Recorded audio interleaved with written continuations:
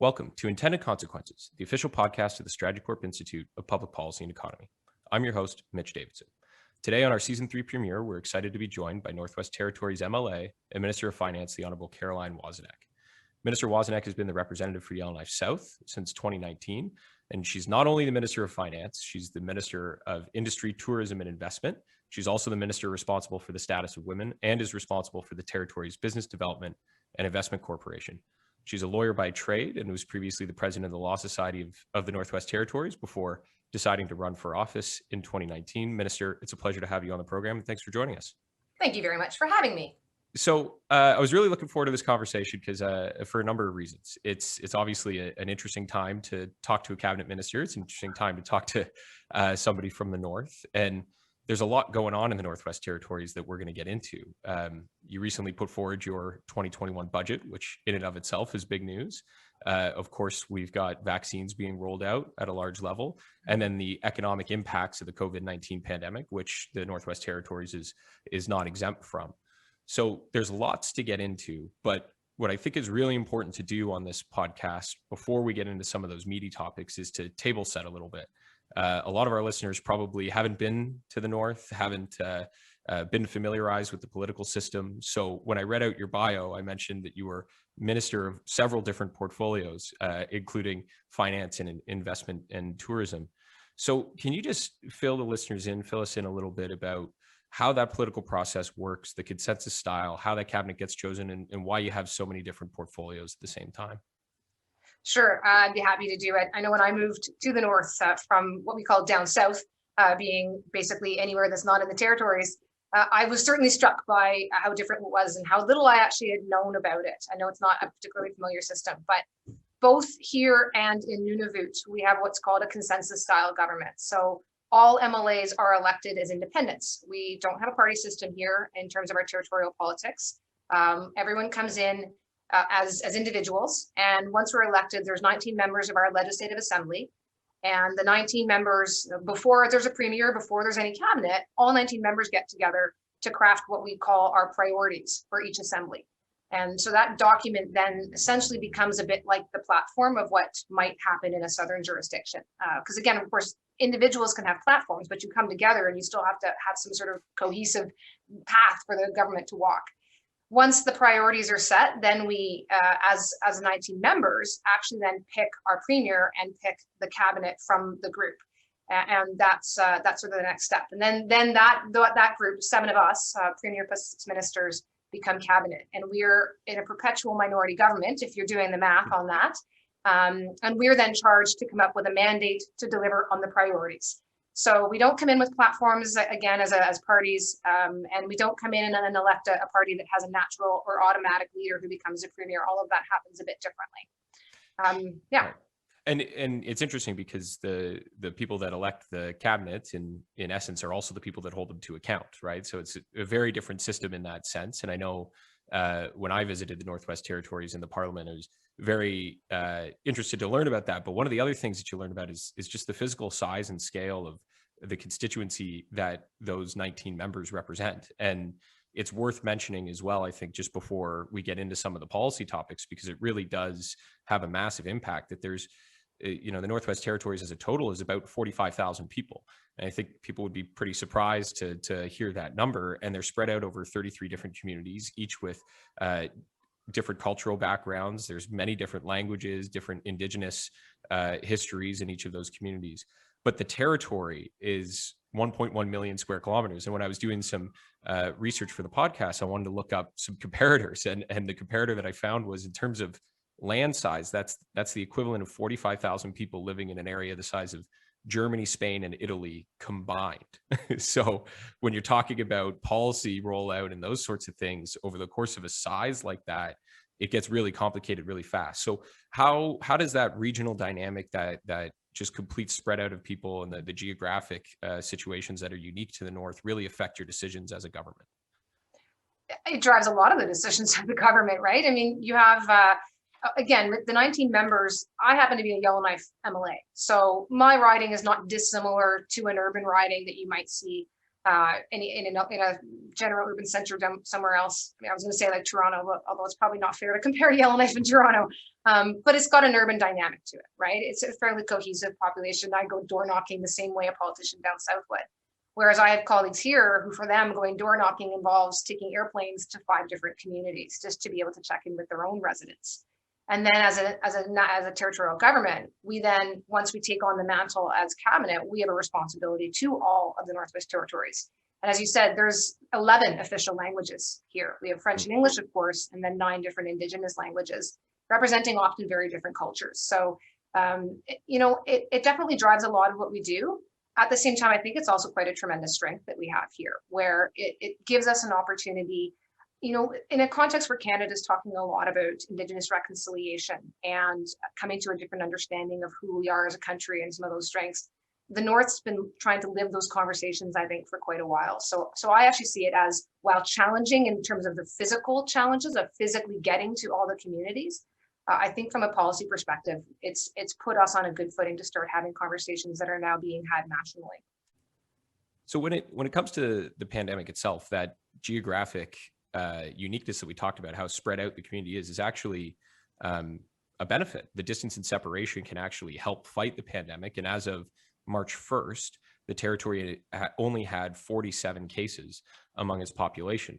So it's done a fairly effective job of fighting the pandemic to this point. And so I'm curious, is it just that geographic situation that the territories finds itself in, or are there particular policy decisions that were made that have been successful and helped the territory combat the pandemic to this point?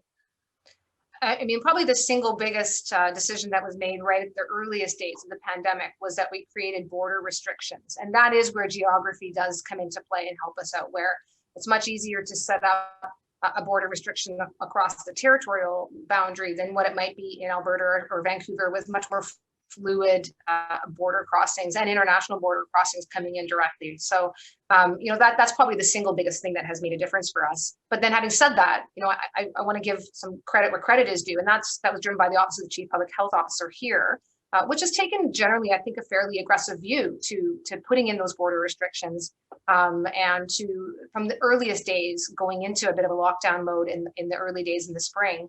And then to residents who actually followed along with it. And even though we weren't seeing a rise of cases, we've held on to those border restrictions with a lot of exemptions over time, a lot of modifications so that people can return, so that people can come up to work, whether it's essential workers in healthcare, for instance, or others who are coming up to do, exploration projects or construction projects, we're getting exemptions. It's evolved over time. But I think it's remained a fairly aggressive approach. And so, thank you to that on the policy side, but thank you to the residents who are hanging with it, because it has had an impact economically for us. But yes, benefits, right? And it's one of those things where I think when every policymaker in the country, no matter which province or territory they were in, first started with pandemic related restrictions, they thought maybe this will be a few weeks, maybe this will be a few months. I don't think they were in the few years category. So those evolutions seem to be a pretty necessary trend that has to occur. So now that we've gone through kind of that table setting and given some background for listeners and for viewers, we get into some of the policy decisions themselves and some of the conversations around that. So when it comes to the vaccine rollout, the Northwest Territories is a really interesting and unique case study, because more than 15,000 people have been vaccinated to this point, again, as of March 1st. That's well over 40% of the adult population and more than a third of the total population. But what's really interesting about it is you're kind of the first province or territory out of the gate in some respects. And so these decisions about prioritizing the first dose for as many people as possible, or the second dose for frontline workers, that's a decision that you've grappled with first and your government's grappled with first. Or similarly, when do we expand to non-high risk residents or non-frontline healthcare workers, say something like the category of teachers? So how are you dealing with those decisions, knowing that you're one of the first governments in the country that's had to go through those policy decisions that come with vaccine rollouts? Well, and one of the other things I'll add, though, to give you the context, is that we are getting the Moderna vaccine. So we're not dealing necessarily with the same decisions around different manufacturers and different suggestions around what the proper rollout should be from the perspective of the manufacturer, nor are we dealing with some of the vaccine shortages quite to the same degree that the provinces have been. So, on that front, I want to make sure and give again the credit where credit is due. And the fact that the federal government, I think, prioritized all three of the territories, recognizing the vulnerabilities of small communities, the vulnerabilities of remote communities, and the fact that such a large percentage of our population are Indigenous people, many of whom have historical challenges in terms of their health demographics. So that also has helped us, right, in terms of our vaccine rollout, is that the fact that the kind of vaccine we have and and the access that we've had to it. As far as the decision making, our approach really has been twofold, and it's centered on risk, and it's really centered on a science forward and medical science forward, as much as anyone knows the science in an evolving situation.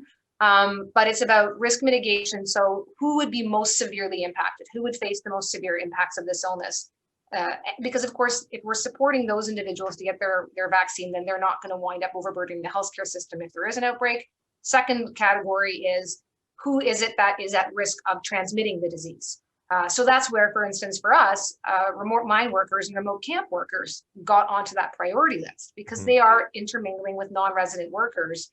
And it became clear we had an outbreak at one of the mine camps. And a lot of the cases we were getting were 1 or 2 or 3 cases at the mining camps or the remote work camps. So quickly, very obvious that was a cohort that we actually needed to prioritize. So it's been, as every other government, as things unfold and we see those risk factors change, we're trying to be responsive along the way.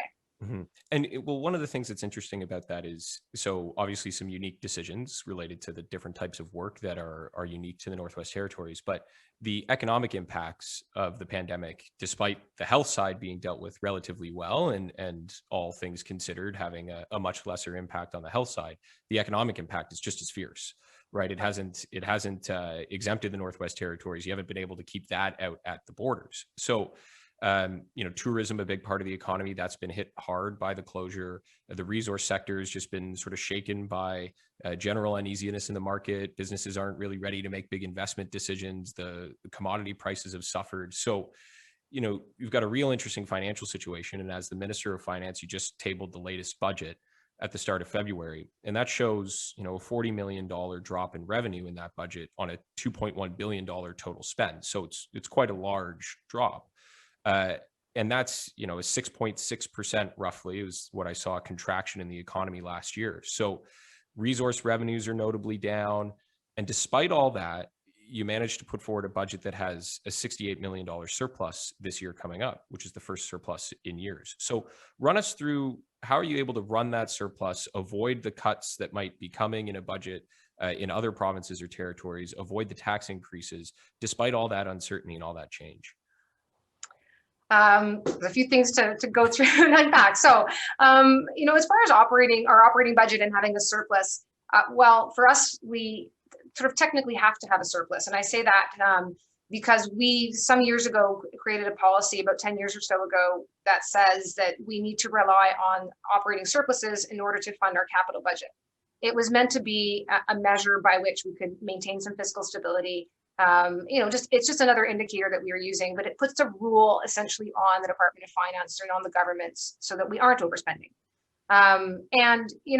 That comes back a bit to, I think, some of the structure that we have in terms of our budgeting and the fact that it's challenging to have own source revenues.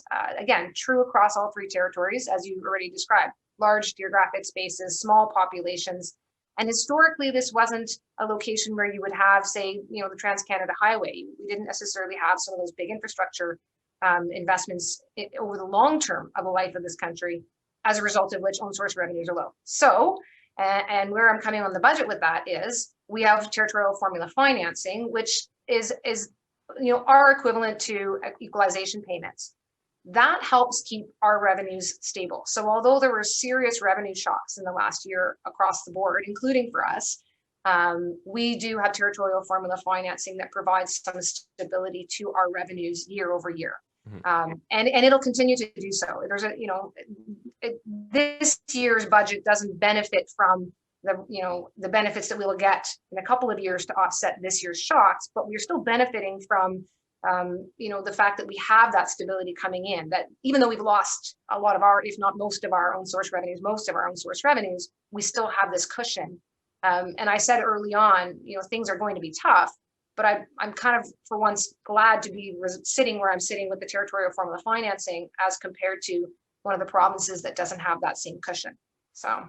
Right, and the budget, I mean, give or take, but my understanding is about 80% of the territory's revenue comes from the federal government on a yearly basis. So, you know, it is certainly an interesting dynamic that's very unique to the territories and something to rely on, and perhaps a bit more indicative of some provincial municipal relationships in some cases. But one of the things that came up in the latest budget is that the short-term debt that the territory holds has increased, right? So the number that I saw was somewhere around 630 million, and you've got a federally mandated borrowing limit, which is about 3 times that size. So it seems the federal government sort of controls the purse strings for you on the revenue side, and then also limits some potential tools that might have been in the toolbox on the debt side. So are you concerned about that relationship with the federal government, about that level of dependence and that coexistence? And are there any indications that they may or may not be there to help you out as you recover from the COVID-19 pandemic?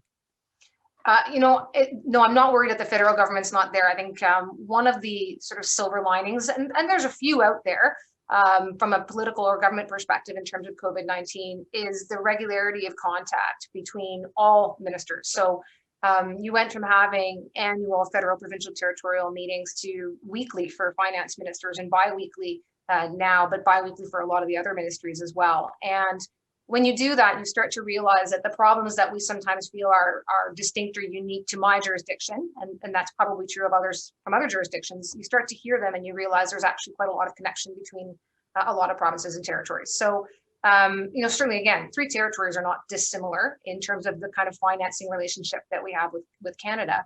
But then the provinces too are, also on these calls and raising their own concerns and their own needs and the impacts of their fiscal, relationship and shocks that they've had over the last year. So, yeah, it's a bit different. But I do think at the same time that the relationship we have with the federal government is one where we still have a responsibility as a territorial government to the people of the Northwest Territories to deliver on programs and services, to deliver on all of the things equivalent to what a provincial government is doing.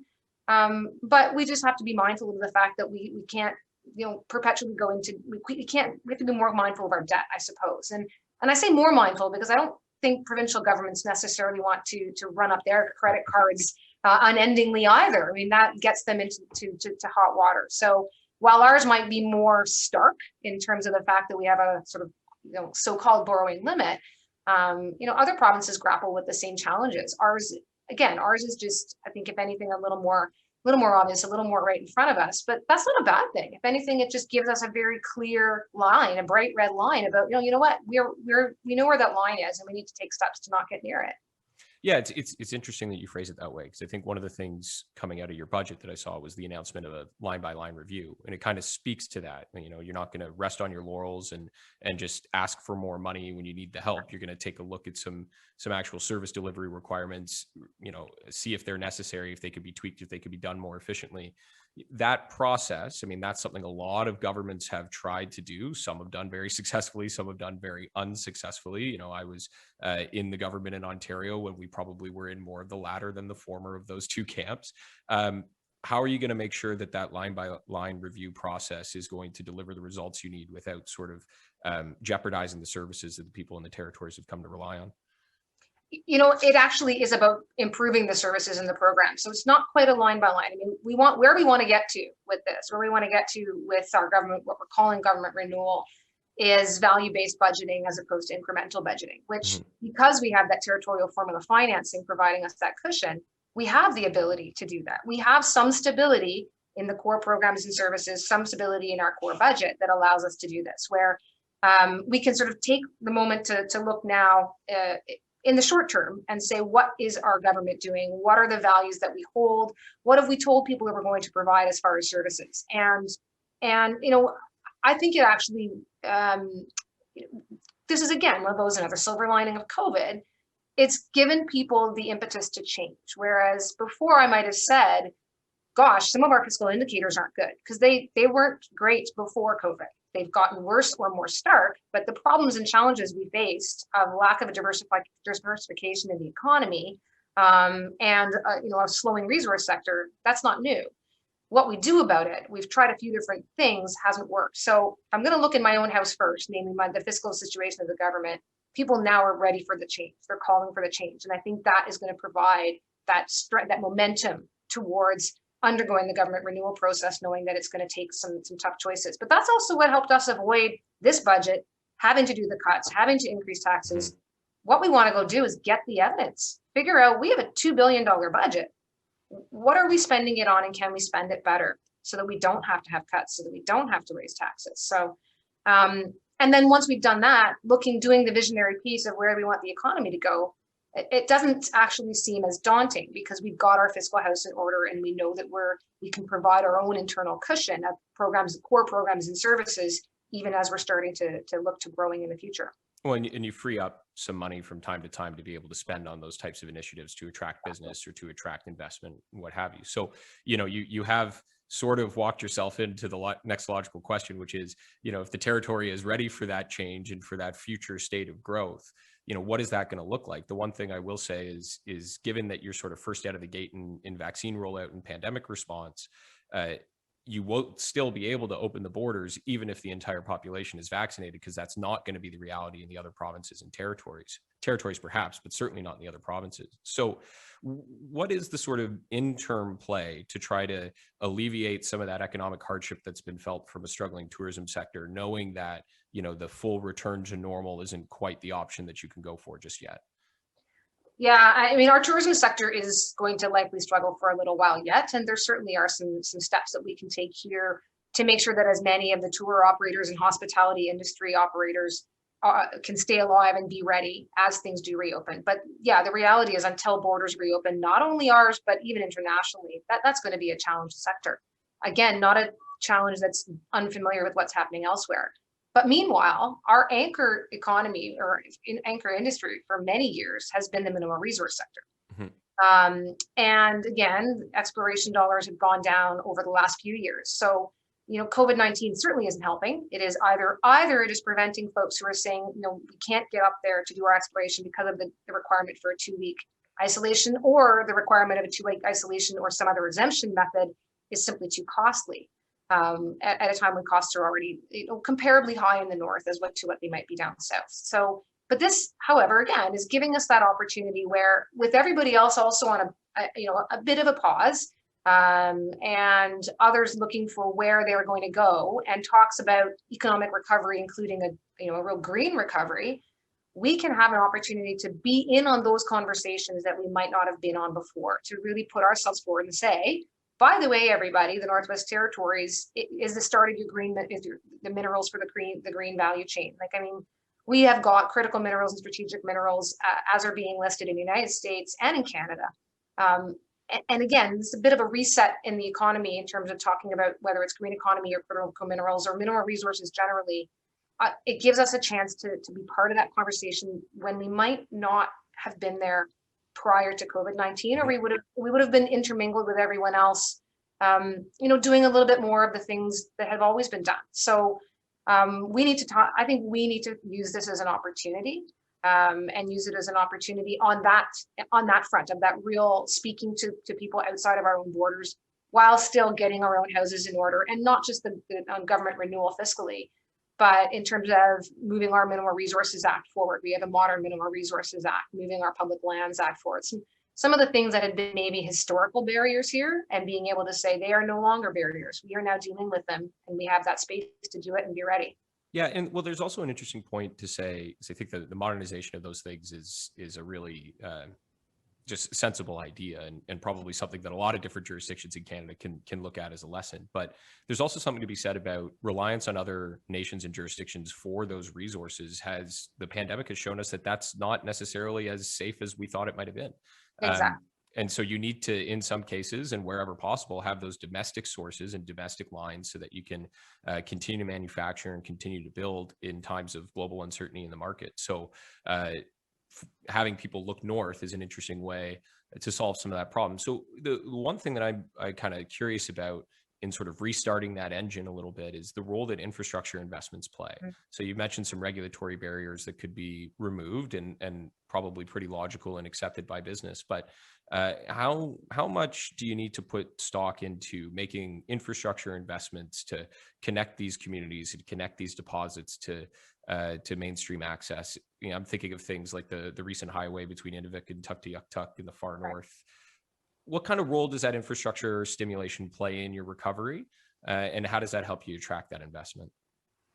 I mean, the role it plays in the recovery is it's, again, similar role that it was going to play in terms of economic diversification and economic growth even before the pandemic. Not quite so flattering a figure is the fact that our infrastructure, I believe, is last or second last in the country in terms of both age and just sheer amount. So we are behind, and it's time to play catch up a little bit. And right now in our mandate document that I talked about earlier, we do have 3 fairly significant infrastructure projects that the 19 members have all come together and agreed should be in the priorities document. So a road through the Slave Geologic Corridor, a road up to Tuktoyaktuk, or up to join up Mackenzie Valley, and Tallston Hydro expansion. So significant projects all moving forward right now. Huge part of economic growth, huge potential. That said, again, these are big and long-term projects. So while I think they are important and valuable, we also need to continue to work along the way of what other things we can do to make it easier for exploration to happen.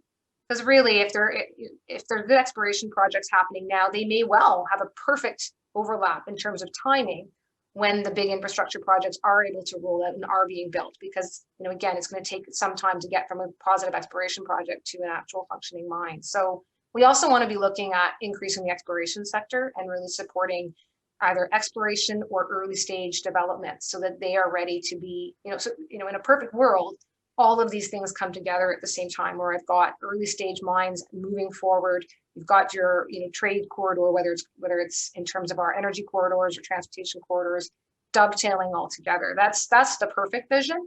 If the pandemic's taught me one thing in my first year in office, nothing quite goes exactly to plan.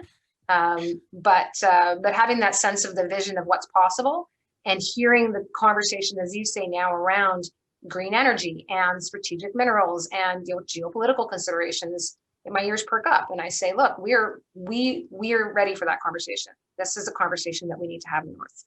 Yeah, and it's a great message for the federal government as well to help get that own resource revenue that you were discussing earlier back to where it used to be, or potentially better than that. Right. I didn't realize though that your first year in office was the pandemic year, so that is quite an interesting introduction to the political world. As we approach sort of the end of the discussion, I did want to ask one more question about pandemic-related impacts as we sort of think about recovery in the North. It always kind of struck me that talent retention and attraction was a bit of an issue in the North. There's not the same access to post-secondary education. So a lot of young individuals leave, go to university, and then maybe they just don't come back. They find a job there, or, meet someone and settle down, and so on and so forth. Looking at, we had some broadband issues on the podcast as well ourselves. So maybe you could fill me in a bit on this, but looking at the potential for remote work, for people to live in different places than they need to be for their employment. I mean, there's a lot of demographic shifts that are happening as a result of the pandemic. Is there a role for the territories in that, in an ability to attract people to come and live and work in a place where they may not have thought possible before, even if on a seasonal nature instead of in a year-round way? But is there a role for that moving forwards that's sort of been accelerated in your thought process than perhaps before? Yeah, I mean, that's a great question, because definitely trying to attract residents generally, whether it's our own Northern graduates coming back or otherwise, we tend to get a large number of folks who do come back, including students, because our student financial assistance is actually quite generous for residents coming out of the territory, or people who come up to fill positions where we simply don't have the population right now to fill. In all types of jobs, there's often, it's said you can always come up and find some sort of a position, but then do people stay? We want teachers to not just come for 2 years, we want them to stay. You want your doctors to stay, you want the nurses to stay.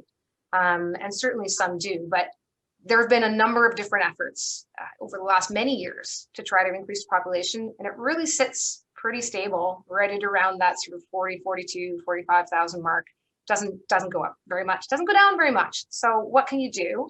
I don't know that the pandemic will change it insofar as the remote work being easier, although that may be a factor. I think for those folks who are coming up here, they're coming up here to do jobs that are here and not necessarily jobs that they need to be elsewhere for. So it may not be that. What I think it's doing though is it's people are thinking differently about their place and thinking differently about their lifestyles, thinking differently about opportunities, and even maybe about safety, right? This has been a place where we didn't have, as you said, we were very lucky to not have a high amount of COVID-19. This is an opportunity for us to take a bit of a pause and look at the kind of services that we've offered to our residents, and we're trying to do that in a way where we're not making cuts, where we're prioritizing our services and programs for residents.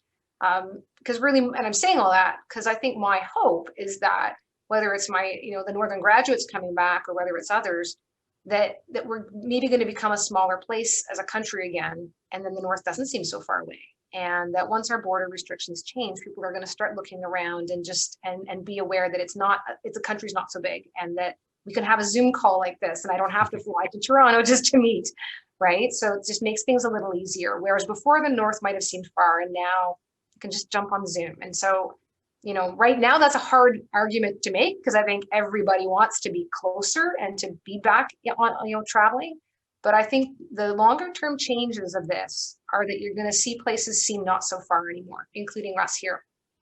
Yeah, and it's also sort of a bit of a manifestation in a way of kind of buy local and support local, is to visit some of these places in Canada that a lot of Canadians probably haven't been. And speaking from experience, it was a pretty memorable trip for me, and a place I would definitely go back to when we are allowed. So I look forward to that. And I would say, hopefully we could continue this conversation in person someday, because if we continue it on this broadband, we might be pushing our luck. So with that, Minister, I just really want to thank you for taking the time for coming on the program.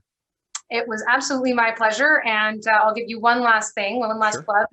National Geographic actually named, I think it was Yellowknife, as the place to go for 2021. So hopefully you can hang on to that. There it is. I think that might be the teaser for the podcast. So much appreciated. And thank you very much. My pleasure.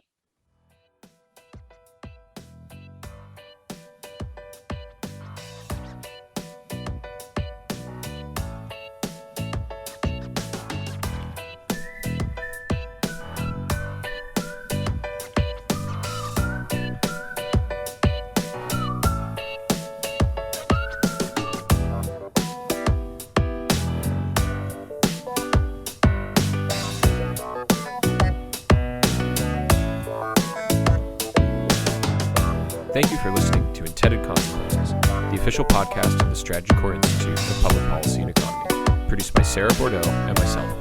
Views expressed during this podcast are not necessarily the views of Strategy Corp. All rights to this episode are reserved, and guests on the podcast may be current or past clients of Strategy Corp.